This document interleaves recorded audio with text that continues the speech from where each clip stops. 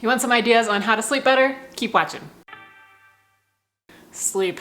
It's one of those things when you have autoimmune disease, and I know this can happen to other people that don't have one, but especially if you have an autoimmune disease, sleep can be really elusive.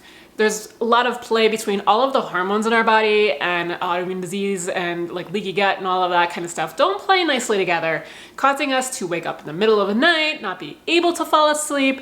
If we wake up in the middle of the night, we can't get back to sleep. Our sleep is disruptive. It's not very, very deep. I mean, there's just all kinds of fun things that happen when you have autoimmune disease and with your sleep. As you get better with your diet and lifestyle and everything, I noticed that sleep definitely gets a lot better. And if you are more consistent with your bedtimes, you really get your circadian rhythm really in line, and your hormones, that's like your serotonin in the morning and then your melatonin at night, really make sure that your cortisol is not too high. All of these things, if you get them all together, then your sleep's gonna be a lot better. However, I still notice that every so often I go into lapses that don't seem to correspond with flares where my sleep isn't great. I don't know if you notice that as well, but here are some things that I've noticed over the years that have really helped me to sleep better. So the first one, this eye mask. I can't see you now, so. But I never ever wore an eye mask before. I don't know, I just never thought that I needed one. And then recently with the puppy, I've been going to bed about an hour earlier than my husband because when the puppy was getting up every single night, then I would want to make sure that I got enough sleep and go to sleep a little earlier. But as a result, I was going to bed earlier, but I was leaving the light on for my husband so he could see when he came in with the puppy. And it was really disrupting my sleep. It was making it hard to fall asleep, so I finally got one of these. And I have gone 42 years without one of these, and I think I will never again sleep without one of these. It's kind of crazy because my plan was only to wear it for the first hour of the night when my husband wasn't in the room and the light was on, but then I noticed in the middle of the night that there was still enough light in our room that it was kind of like keeping me awake. So this keeps everything really, really dark, and I've noticed ever since I've been wearing this, I've been sleeping a lot more consistently and deeper. So I plan on continuing to wear this. Another thing that has really made a difference for me are these beautiful blue-black, oh geez, these things are dirty, blue blocking glasses. They block out the blue light from like my computer or the TV or my Kindle or whatever I'm doing in the middle of, not the middle of the night, the evening before I go to bed. Even like the ambient lights that we have in our house, after I wear these, I notice how blue they are if I take them off. So this helps with that whole hormone thing, so that way you are producing melatonin at night instead of thinking that like your body thinking it's the middle of the day when it's looking at a computer screen, because that's kind of what your computer screen is doing. It's tricking your body into thinking it's the middle of the day, and then when you don't fall asleep right away when you go to bed, that's probably why. So I wear these things every night from basically when I put the kids to bed, usually like 7:30, 8 o'clock until I go to bed.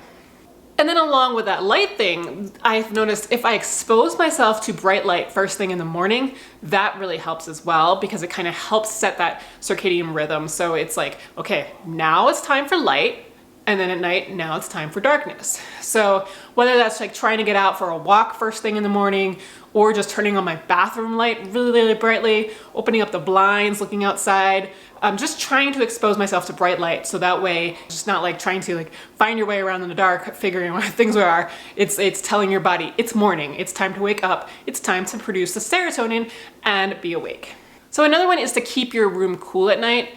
I think the studies have shown that between 62 and 68 degrees Fahrenheit is like the best range. You don't have to necessarily get there, but if you can, I know it gets expensive in the summer, trying to keep your air conditioning down that low, but as much as you can keep yourself in that kind of range, whether that means like removing blankets in the middle of the winter or doing whatever you have to in the summer to get to that, that really does help. Another thing for me that has helped a lot has been to either not watch TV or movies or read books that are going to like rile me up in any way. So like no horror movies, which I don't watch anyway because I can't stand those, but like any like action flicks or, even TV shows that are like dramatic or anything like that. I can't watch those before bed because I spin those through my mind the whole night, and then I wind up waking up and thinking about them. So I've learned to not do those right before bed. Instead, read happy little romance novels or something, whatever works for you, that's not going to really kind of get your mind going. And then to go along with that whole like getting your mind going thing, sometimes you have a lot on your plate, right? I mean, it naturally happens. And I've found doing like a brain dump where you write down every single thing that you can think of that you have to do, or that is like on your to-do list, or whatever it is, you get it out on paper, and then your mind can be clear and you can just say, all right, it's all out, so I don't have to think about it in the middle of the night. That has helped me more than a lot of these things, just because I do tend to like think about things throughout the night, and just having them on paper is just really helpful. I know a lot of people do tend to keep like notebooks and pens and stuff next to their bed, so that way if they have an idea, they can write it down as well. That may work for you. This is more like just doing that before you even go to bed. And then something like emotional freedom technique or EFT tapping really seems to help me. I tend to hold on to things a lot. I'm a very stubborn Irish-German heritage kind of person. And so I learned tapping, you do this, and it kind of really helps release the emotion surrounding something. And so I've learned if I have something that I'm like really stressed about, that I'm like churning through over and over and over again, that tapping through it really helps me to release it. I have a free tapping that I did in my freebie library. I'll put the link below to get into the freebie library for stress relief, just like a general stress relief kind of thing. Just to kind of like help you work through something like that. But that has really, really kind of changed the game for me in terms of holding on to stress, because now I learn that I have something and I think about it for more than like, I don't know, an hour, then I start tapping on it and it tends to like just go away and I don't even think about it, or I finally get the answers I need, or I feel better about it. I'm not thinking about it all night long. Another one is I don't drink caffeine after noon, because I've noticed if I drink it after 12 o'clock, then I really have a harder time to fall asleep. And then also with alcohol, if I do drink alcohol, I make sure I do it with dinner, or I do it at least 2 hours before I go to bed, because then otherwise I'm not processing through it in my liver and all of that in the middle of the night. If you ever wake up at 2 o'clock in the morning after having alcohol, it's really not fun, right? And another thing to keep in mind is sometimes our blood sugar crashes in the middle of the night. If you wake up in the 2 to 3 o'clock time frame, that's a lot of times due to a blood sugar crash. If you aren't on like a ketogenic kind of diet or aren't really fat adapted, it's a good idea to have a small amount of carbs with dinner, or even after dinner as like a snack before you go to bed, to see if that really helps. You can add protein as well, but like just some carbs, maybe like some sweet potatoes or an apple or something like that, that will help you go through the night without having that blood sugar crash. You may notice that you'll sleep a lot better as well. And then the final one I want to share is just that I take magnesium every night before bed, and I find that that really helps me calm down and to get into that state of relaxation that I need to fall asleep.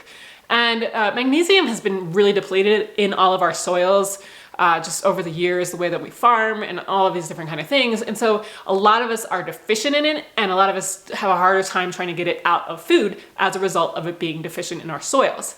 So I take it every night. You want to get to a dose of whatever kind of magnesium that you're going to take right before you're going to start having diarrhea, because when you have diarrhea, you're having too much. But when you step back from that to where you're not having diarrhea, that's typically the dose that you want to be at, and it really does help calm you down. Typically I take it right before bed, but if I'm having like a really bad couple of nights where I don't seem to be relaxing enough and having some bad sleep, I will also take it in the late afternoon as well.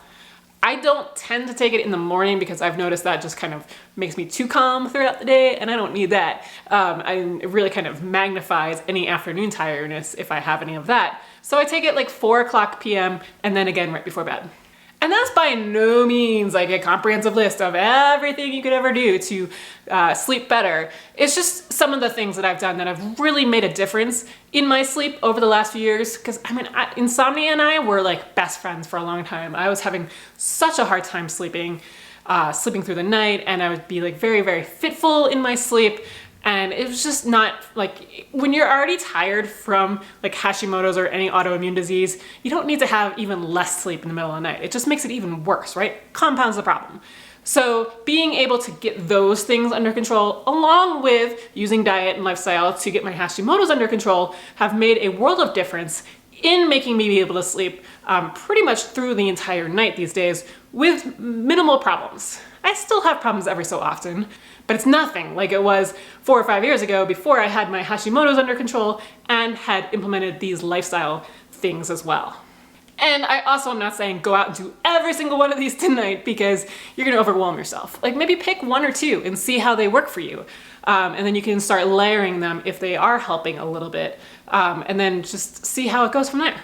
So like I mentioned, I have that EFT tapping thing video in my Paleo Freebie library. I also have a PDF printout of all of these techniques as well as a couple others that I didn't mention in here in a guide to sleeping better inside the Paleo Freebie library as well. So if you want the password for that, I will link to that below.